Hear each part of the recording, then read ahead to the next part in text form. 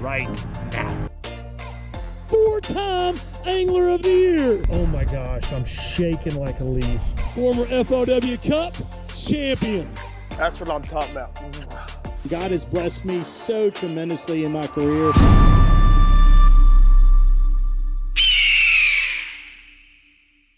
What's up, everyone? I know it's been a long time. I want to give you an update on the massive lure testing pool, where we're at with that, and give you an idea of what you can expect in the next few months coming up. This has been a tough year for all of us, 2020. Here at the end of the year of typical fishing season, FLW and Major League Fishing have been trying to get their tournament seasons in. So the last few months since I built this, I've been on the road. I looked at my calendar yesterday or it doesn't matter, yesterday, day before. I have been home 8 days in the last 10 weeks. That's a lot for traveling. Been fishing the FLW Super Tournaments, Major League Fishing. I've been to some Challenge Cups. I'm only home for 2 weeks and I got to be gone again to go to another Challenge Cup. So the lure testing pool has been on delay, not because of me. Here's one thing that I gotta buy before I can even test my lure and get this process going. Number one, I'm gonna have to buy a wetsuit. I am not closing the door. I was hoping to get a lot of filming done during the summer months, but now we're headed into winter and the water is already below 70 degrees. And yes, if you jump in there, of course, things are gonna happen to every man out there. There's gonna be some things that shrink up. We are going to get a wetsuit. Let me explain to you a little bit about why this pool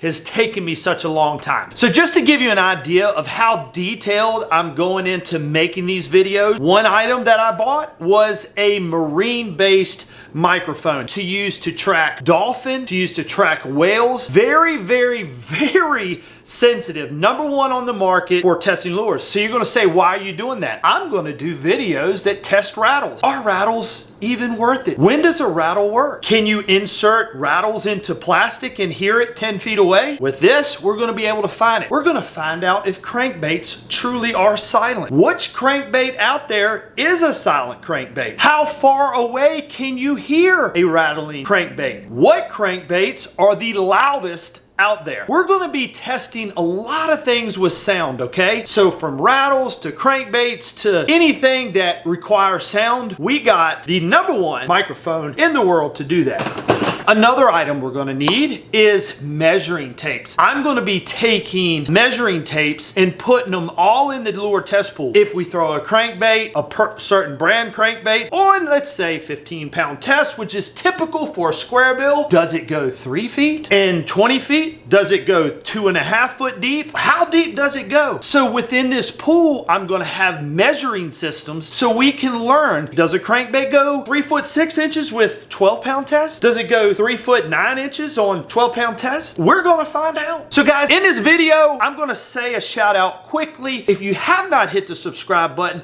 punch it now, because you're not going to want to miss this series. It is wrecking my mind on the things that we've learned already and what we're going to learn together. This is going to hopefully be one of the most educational videos we have out there today testing lures. So another video that's coming up here soon is going to be a massive bridge that I'm putting across the pool that I can push backwards and forwards. So let's say you're a flipper. Well, the average flipping distance is 32 foot. I'm just throwing a number out. I am going to get more detailed in it. So I'm going to take this massive bridge with a boat mounted on top. I'm going to roll it across the test pool to get a true test from 32 foot to the objects that we're looking at, what lures we're studying, whether it's jigs, whatever we're flipping, if we're skipping, it doesn't matter.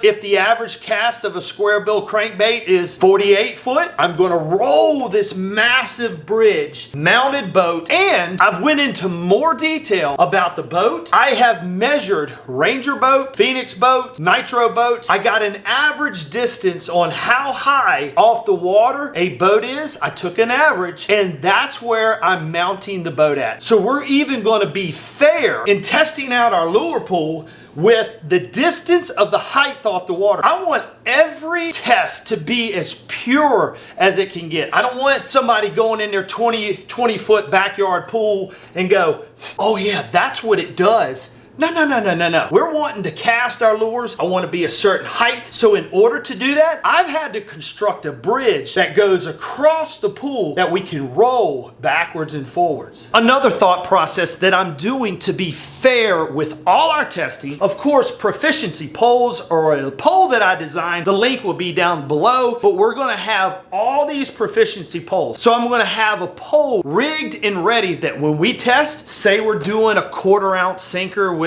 a baby brush hog. I don't know. What does it do with 8-pound test? Does it fall vertical? How much does it drift to us? Okay, 1/4 ounce sinker, baby brush hog, 15-pound test, 32 foot away. Flip. We're going to see if the tails move. We're going to see if it drifts to us a lot further. We're gonna see the distance that it drifts. That's why measurements is so important, guys. It's so much more. This pool is so much more than just, hey, let's go in a backyard pool and just kind of look at what a lure does. No, no, no, no. We're gonna study it. So I'm gonna have each pole rigged. I'm gonna have a pole rigged with 20, 16, 14, 12, 10, and 8. All these poles are going to be rigged with fluorocarbon. It's going to be a fair test. We're going to learn what it does with different pound tests. So I have to get all my poles set up. There's so, my mind is going crazy with it. There's so much more. Again, guys, hit the like button, hit the subscribe button. So another thing is just poles in itself. Another thing that I'm going to need help from you guys is getting the lures that I want you guys to test. I need this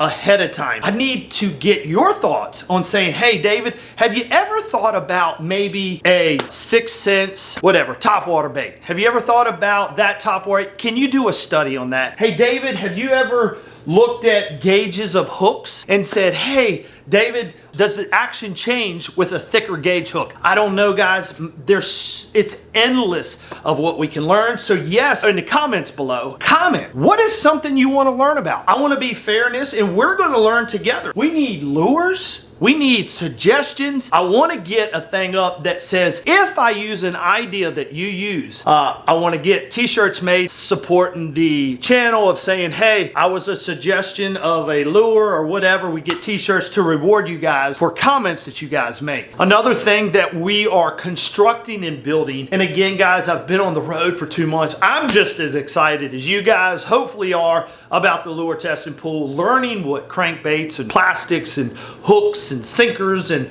rattles and what everything does. Myths that we may think about in fishing that might not really happen. We are building a studio. So if you look in this corner right now, we are going to construct a different backdrop in this corner. We're actually going to have like a studio. We're putting a big TV back there that we can look at slow motion pictures, look at lures, and truly see what they're doing. We're going to bring it back to the studio to study what these lures are doing. So another thing that we're doing to this pool is adding magnet strips so we can start crankbaits, lures off at a fair testing start off. So for example, you got the pool, you got the massive pool, we're down here. I'm putting magnet strips in here that the hooks can attach to, so we can just simply reel and find out truly what they do on a fair test of reeling, just retrieving a lure back. Another thing that we're going to be doing, I have to build a stand that goes up with a pole. It has, as we talked about, measuring tapes here so we can find out the depths that they actually run to, and this measuring pole, we're going to actually be able to see if it does truly go a certain depth at a certain retrieve. Another thing that we're going to be doing is at one end of the pool, we're going to construct a pulley system that has a cable, and as the lure is coming in this direction, the cable at the same rate right beside it, so we can visualize and actually see the lure on the whole way back. Same thing is on this side. We're going to have a top driven GoPro that is going to be looking at a downward position as the lure's being retrieved. We'll have cameras all over the place documenting what we want to see. So another idea area that we need to construct is to give a realistic bottom. Say it's a pea gravel bottom, say it's a golf ball size rock bottom, or chunk rock bottom. So I'm building a wooden frame. I'm building a wooden frame, say 8 foot long, right? Within this 8 foot wooden frame, I'm gonna lay a bed of glue all in this frame, and I am gonna load it full of, say, pea gravel, okay? Then I'm gonna do golf ball size. I'm gonna do a golf ball size bed of rock, and then I'm gonna do a softball size bed of rock. Why is that important? Because I wanna see what a jig does coming through rock. We're gonna see if it turns over. We're gonna see if it rolls. We're gonna see if it gets hung up. We're gonna take a square bill, okay, and bring it through chunk rock. We're gonna see how it hunts. I was trying to write backwards. Let's see if I can do this. Hunts. Is that right? No. Whatever. We're gonna see how it hunts in these certain conditions. I'm also gonna have a bush, something that we would flip in if we're shallow water flipping. We're gonna look at what a jig does in a bush completely. We're gonna see what a Texas rig 1/4 ounce sinker does in a bush at 30 foot away, at 20 foot away, at 50 foot away. Does a 1/4 ounce sinker have enough motor to drive a lure to make whatever you're using move? Does it make it wiggle? We're gonna study chatterbaits, guys. Chatterbaits are such a big player. I've been designing a bladed bait, and I cannot wait to show you guys what I have designed. It will wreck your mind. I know there's a lot of people out there that swear by certain brands, but I have a bladed bait coming out David Dudley style that I cannot wait to show you guys. Again, I'm just going to end it here. We're going to have a series of videos coming at you in the next few days, so do not miss what we got coming at you. I think Monday, which I don't know what today is, but we got the bridge that is going across the test pool coming in here soon. We're going to video that. We're going to video building it. I'm going to show you guys the series. I'm at home for 2 weeks, so I'm going to be showing y'all everything developing in the form that I want it in to make sure we can study these lures right. Guys, thank you.